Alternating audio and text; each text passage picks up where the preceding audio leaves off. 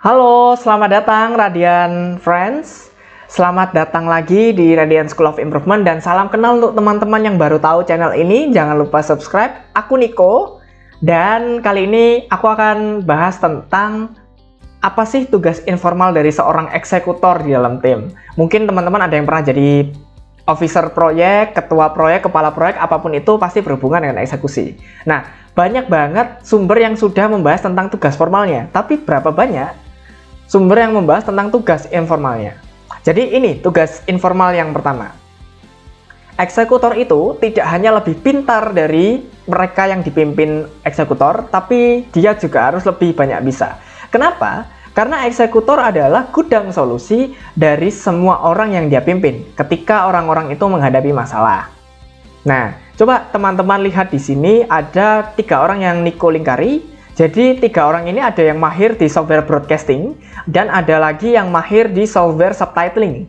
Nah, mereka lebih pintar dari Niko, tapi Niko mengerti cara menggunakan alat-alat yang mereka pakai untuk mengerjakan pekerjaannya. Jadi ketika mereka mengalami masalah dan mereka datang ke Niko, Niko bisa kasih jawaban dan solusi begini caranya untuk menyelesaikan yang ini. Coba seperti ini, harus seperti ini, seperti ini, seperti ini. Jadi seperti itu yang pertama.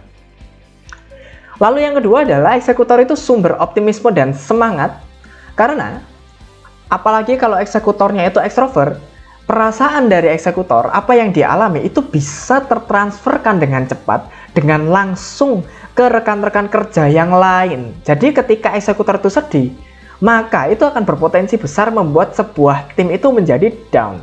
Makanya seorang eksekutor, dia tidak boleh sedih ketika dia sudah masuk rapat, sudah masuk agenda, atau sudah masuk eksekusi. Nah, makanya seorang eksekutor itu penting sekali jaga moodnya, jaga perasaan mereka ketika mereka mengeksekusi.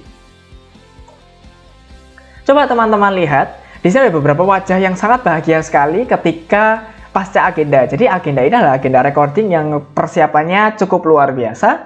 Dan setelah agenda, baik dari pembicara, baik dari timnya Niko pun mereka juga bahagia. Nah, walaupun ada yang pakai masker, tapi dari sorotan matanya, itu bisa terlihat kalau dia sedang senyum di balik masker.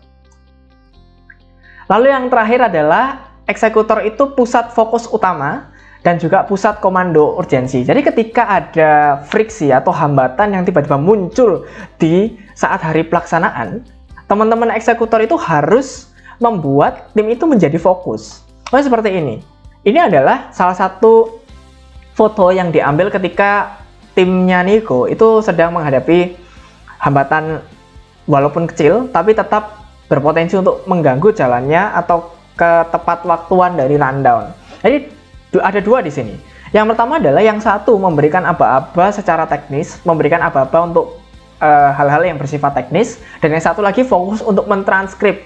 Jadi mentranskrip apa yang dinyatakan oleh MC menjadi sebuah teks untuk membantu teman-teman tuli. Nah, ini adalah salah satu contoh bagaimana seorang eksekutor itu harus membuat tim itu tetap fokus meskipun ada friksi atau ada hambatan yang muncul secara tiba-tiba. So, itu dia tugas-tugas informal dari seorang eksekutor. Silahkan dibawa ke tim dan silahkan dijadikan kultur atau dipraktekkan. See you!